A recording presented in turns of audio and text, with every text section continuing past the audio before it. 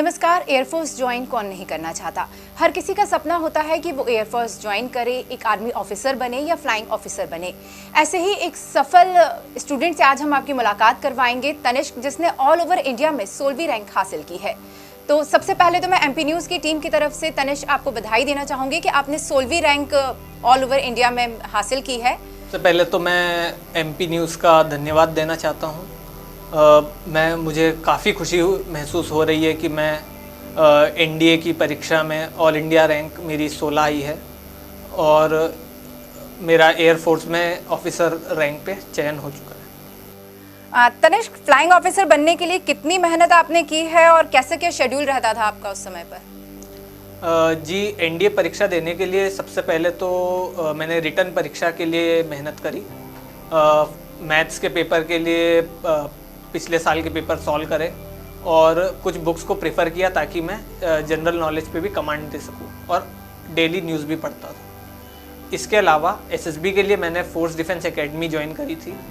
यहाँ colonel Burman sir की guidance में मैंने एसएसबी का कोर्स में मैंने पढ़ाई करी और उसके कारण मुझे एसएसबी की बारीकियाँ पता चली और एसएसबी में किस तरह से अपने आप को रिप्रेजेंट करना है, किस तरह से हमें अलग अलग टेस्ट में परफॉर्म करना है, क्या क्या टिप्स हो सकती हैं।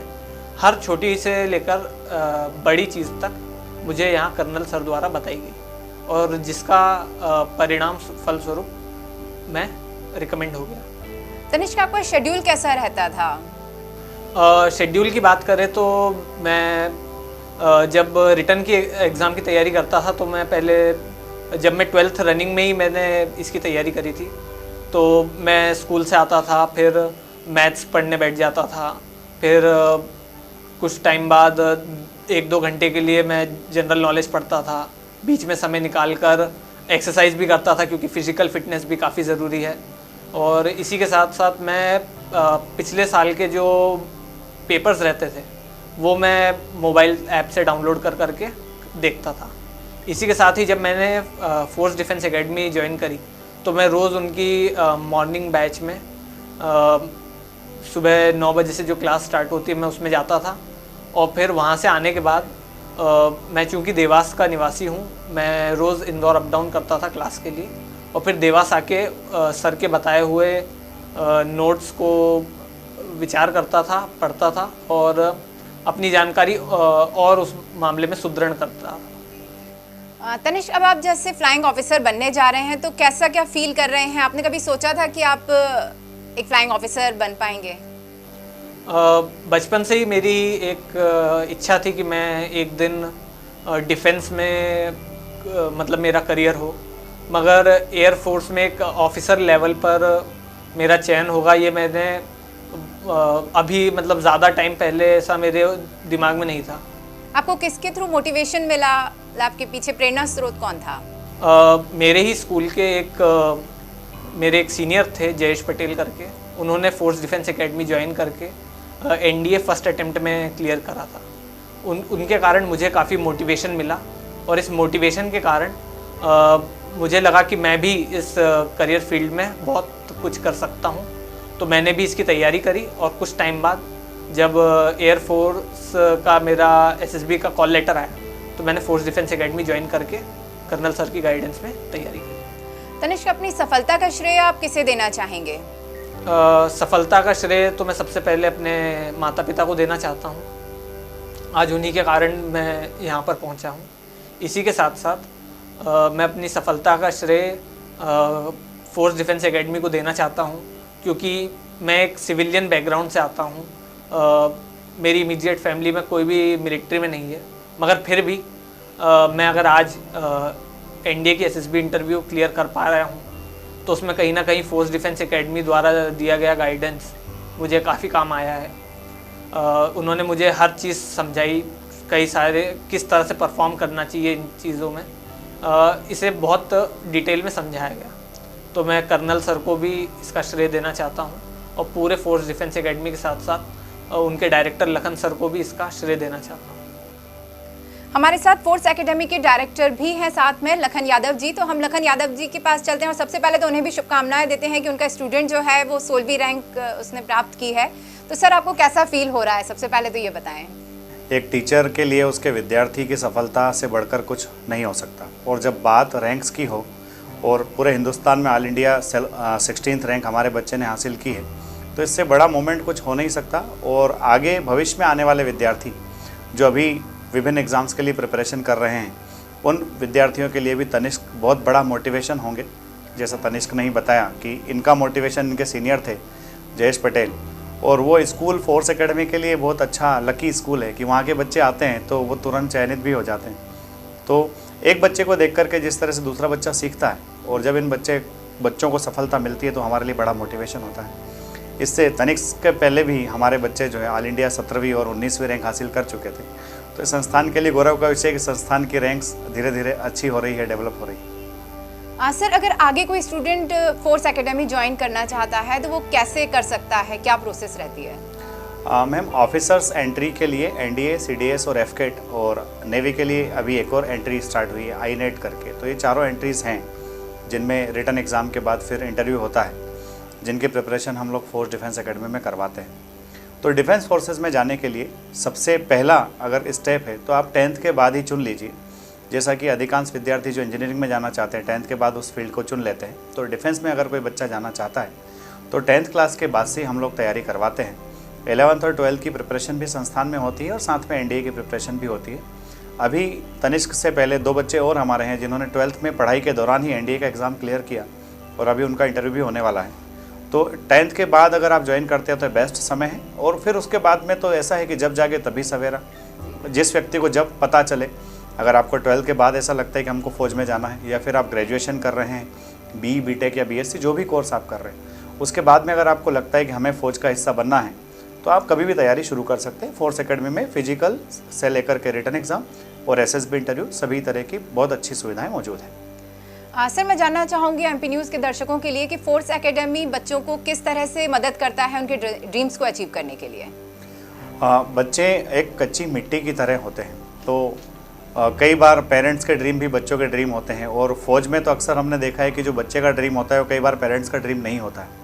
बच्चा बड़ा जिद्दी होता है कि मुझे फ़ौज में जाना है, अफसर बनना है, तो ऑलरेडी पेरेंट्स को कन्विंस करके आया होता है। तो हमारे कंधों पर एक डबल बर्डन होता है, एक रिस्पॉन्सिबिलिटी होती है कि पेरेंट्स कई बार नहीं चाह रहे हैं, बच्चा चाह रहा है, तो हमको बच्चे को भी एक सही साबित करके दिखाना है कि आप आए हैं यहाँ तो आपको रिजल्ट मिलेगा और मिलना चाहिए।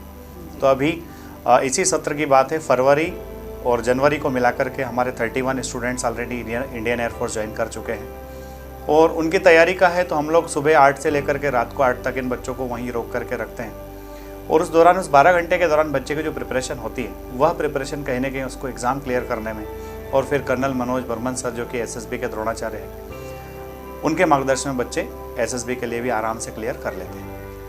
सर मैं जानना चाहूँगी और आप एमपी न्यूज़ के दर्शकों को बताएं कि फोर्स एकेडमी का स्टडी पैटर्न क्या रहता है? स्टडी पैटर्न में हम लोग जो है जब बंदा ज्वाइन करता है तो हम लोग कहते हैं भाई 4 आवर्स क्लासेस लगाएंगे, पर हम उसको कभी 4 आवर्स में छोड़ते नहीं हैं। हम लोग उसको लेकर गए थे 5 आवर्स 6 आवर्स पर। तो जब आपको स्टडी में आप जो सोच कर आए हैं अगर उससे ज़्यादा मिल रहा है और आपके टीचर्स आपके पीछे उतनी मेहनत कर रहे हैं, और तनिष्क जैसे चयनित विद्यार्थी जब आपको हर महीने दिखाई देते हैं, जब आप उनसे मिलते हैं, तो एक वो बड़ा मोटिवेशन होता है, अल्टीमेट मोटिवेशन होता है। साथ में हमारे यहाँ हर संडे को जो टेस्ट होते हैं, तो वो टेस्ट आपकी परफॉर्मेंस को बूस्ट करने में बड़ा हेल्प करते हैं, क्योंकि आपका एक तो पूरे 6 डेज स्टडी चल रही है और संडे को जो टेस्ट हो रहे हैं, तो टेस्ट आपको आपका परफॉर्मेंस चेक कर रहे हैं, और वही चीज़ें आपके पेरेंट्स को भी टाइम टू टाइम पता चलती रहती है। तो उससे बच्चों को अपनी प्रिपरेशन में बहुत मदद मिलती है। और साथ ही कर्नल मनोज बर्मन सर का मोटिवेशनल लेक्चर जो रहता है हमेशा बच्चों के लिए, और हर साल हम लोग जो एक प्रोग्राम करते हैं विजय दिवस पर, जिसमें सभी चयनित बच्चों का सम्मान हम लोग कराते हैं, तो कहीं ना कहीं ये चीज़ें बच्चे को अपने लक्ष्य से जोड़े रखती है। और आज के बच्चों में टैलेंट की कोई कमी नहीं है।